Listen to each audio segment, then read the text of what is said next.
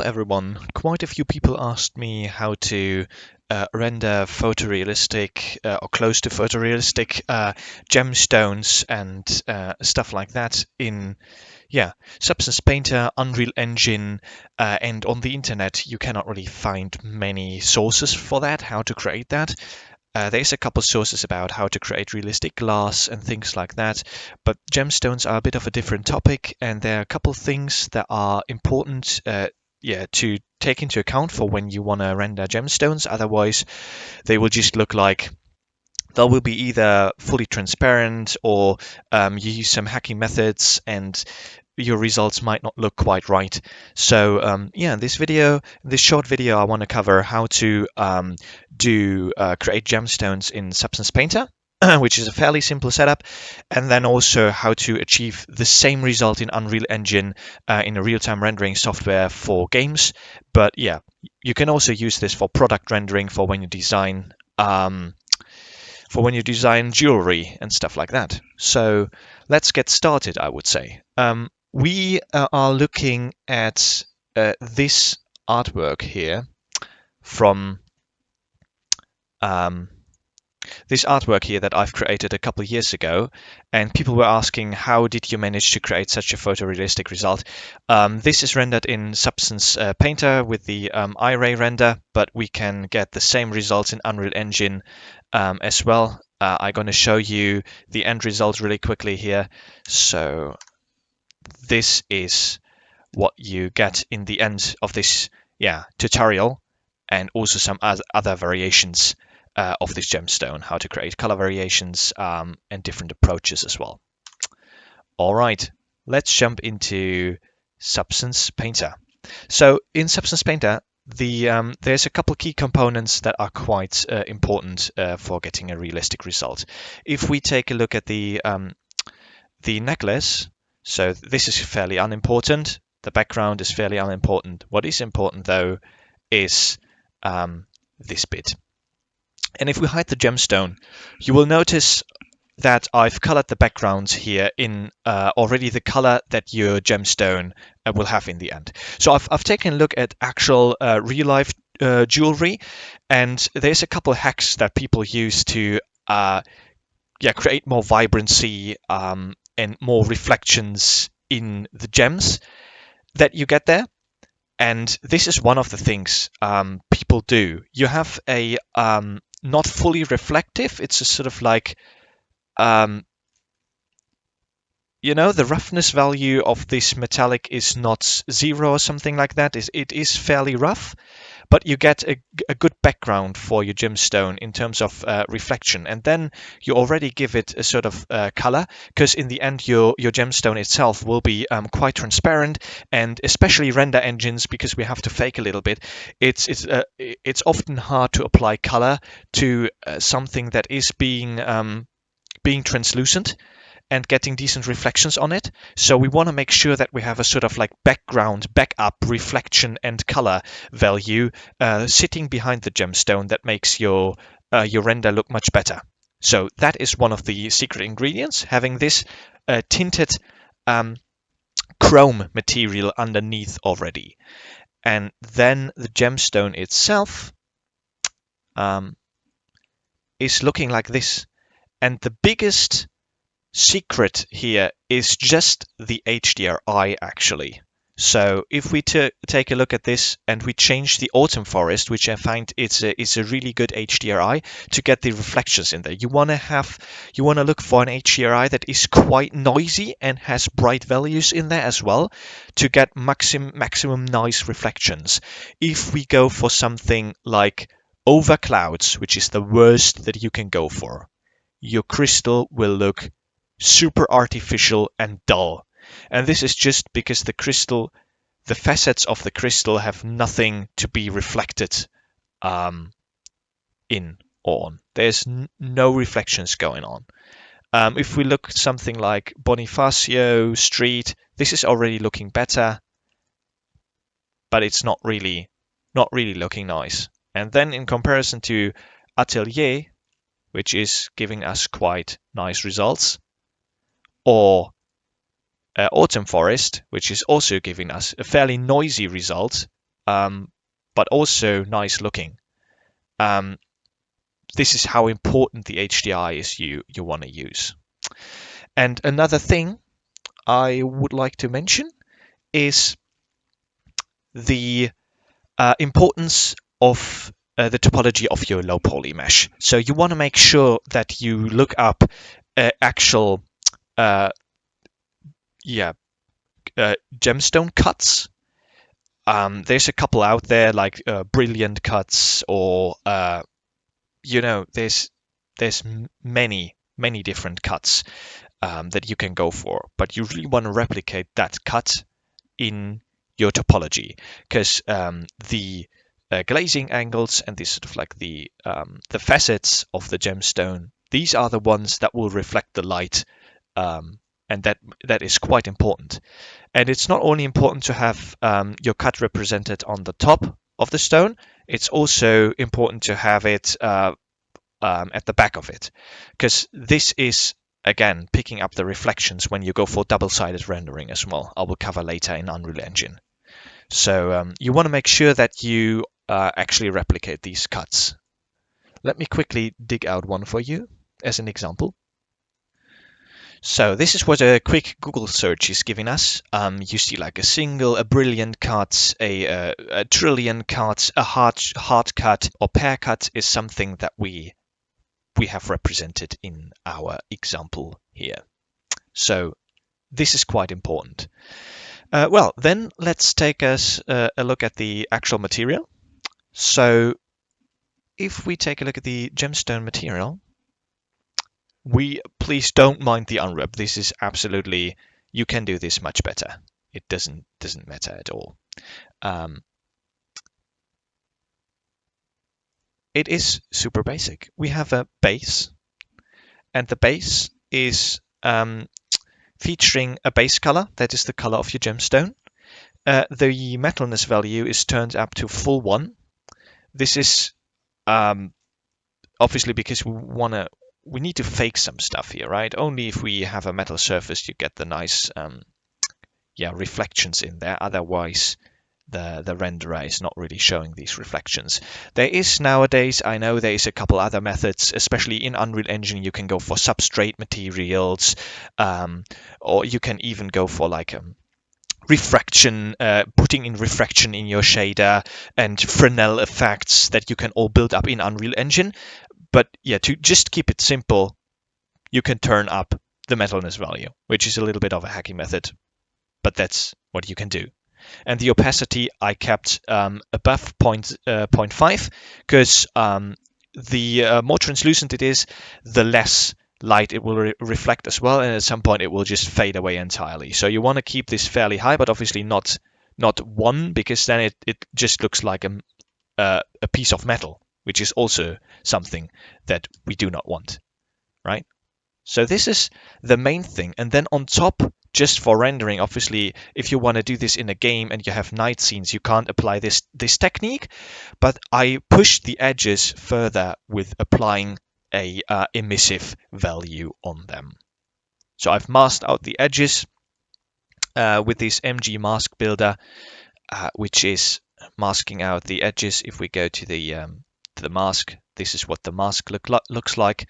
I've also added some grunge into it, and that's it. And that will push the faceted look of your gemstone a little further. But I'll show you in Engine that is something that is not necessary to get a nice looking gemstone. That is just a detail on top. If you are in offline render and you have full control over your light setup, you can use this to push it even further. So yeah, this is covering the part in Substance Painter, and now I will go over in Unreal Engine and show you how you can set up the same result in here, which is, in my opinion, looking even better, frankly enough. So yeah, this is what we got here, and we actually have some other gemstones here as well, as you can see. So I've tested out multiple colors. This is all working quite nice. They are currently using the emissive edges, but I will also show you what happens if you turn them off and stuff. This is, though, not what you will see when you start importing everything in Unreal Engine. You need to apply a couple things, a couple settings, of which the most important I will show you. So when you import your stuff in the post-process volume, you will find that under the lumen settings, the where is it? The high quality translucency reflections will be turned off. And this will look like that. See, this is a huge drop in quality if you want to get your HDRI replicated on your gemstone. So this must be enabled to get high reflections. Then you can also, on top of that, play around with the final gather quality of lumen, the lumen scene detail, and the lumen scene lighting quality. This is just to get like the reflections on the gold and other parts of your gemstone, but it's not doing a big deal. It's not a big deal at all to leave that out, but that one is a big deal. And in terms of HDRI, what I've done is I've imported the Autumn Forest HDRI from Substance Painter into Unreal Engine. You can find that HDRI in Substance Painter source files under.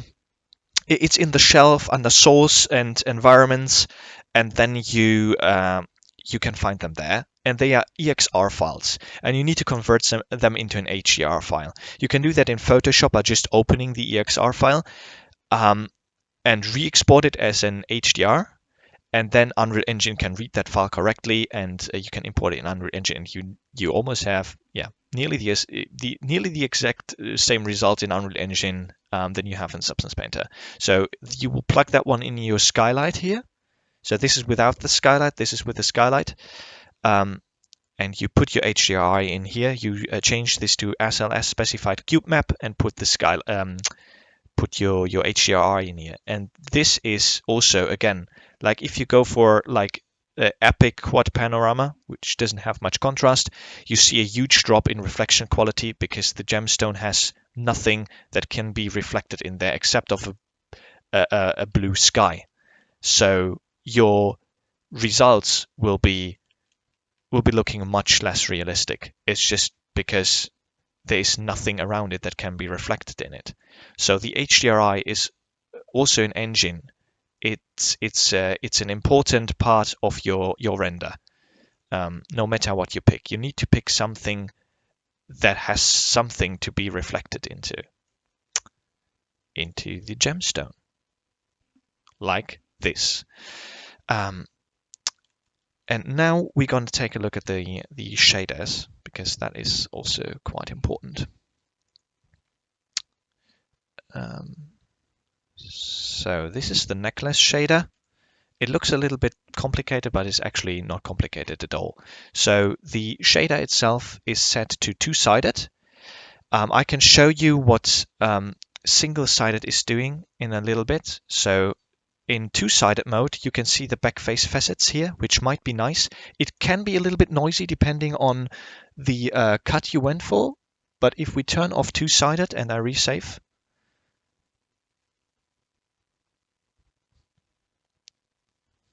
it looks like this. Much more solid, much more metallic as well, if you will.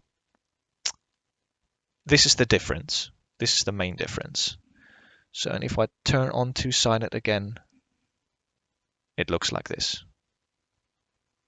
It gets a little bit noisy in the reflections, but you can control that with your lighting. Then another thing I've enabled in the post-process volume really quickly before I move on to the shader is bloom. I've enabled bloom for the specular reflections, so we get some bloom in there, which might be nice. I wouldn't overdo it, as same as lens flares, which can be quite overwhelming with the bokehs and stuff. So I want to keep that quite subtle. And that should be it. Yeah. So that's it. And now we go back to the shader. Also, what I quickly want to mention is that the directional light source is actually not doing much. It's just for ambient lighting. You see, you get photorealistic results by just using your HDRI and nothing else needed. Absolutely nothing else needed. Your directional light is just there doing some extra stuff. I find it created a nice this nice U-shift here to the greens is really juicy when you enable the directional light. But yeah, that is personal preference. So back to the shader. This shader is a blend mode set to translucent. The shading model is default lit. It is two-sided as discussed. We turned on ray traced shadows. I don't think that is doing a big difference there, but that is enabled.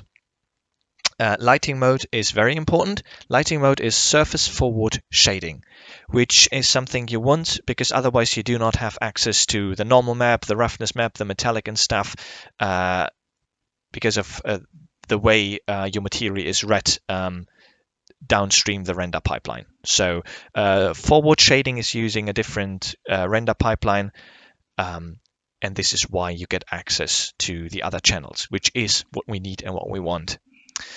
I think that is everything. I guess you can play around with like the translucency, self-shadowing settings, but I haven't touched them at all. Maybe you can achieve some even more realistic results if you play around with those. So we import the normal map of the crystal just in here. No further changes added to it. As I said, you could come in and add like actual refraction and Fresnel nodes to this one as well to make it look even better. Feel free to do so. We have the opacity map. The metallic value is set to 1, and this is the emissive fakery on top that I will show if I turn it off. It's not a huge difference, but it can help.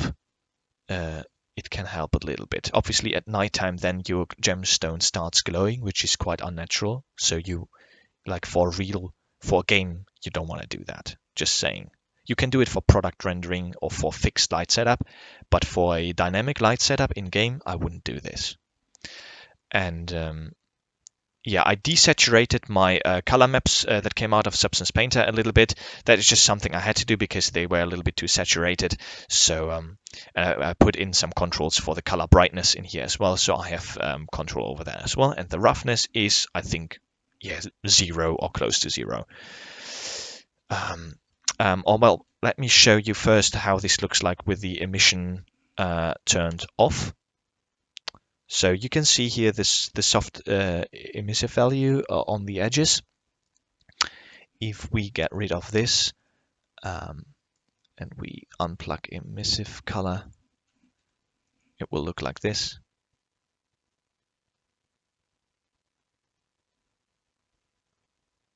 Boom. So it will look like this. You don't get any emission on the edges. You still have a fairly realistic result here. But yeah, it is the difference is bigger on gemstones that do not have the supporting background I was talking about in the beginning of the video. The chrome background that is sitting underneath. As you can see, this is contributing to the overall reflections and everything of your gemstone. And this is what makes it look even more realistic. But if you have gemstones without that supporting background,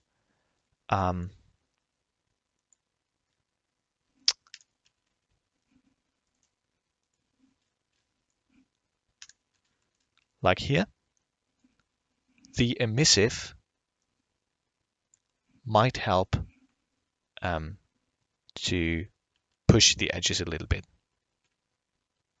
But yeah, that covers almost everything I wanted to show. I think it covers everything about how to get quick and photorealistic or close to photorealistic gemstone results in Unreal Engine and Substance Painter.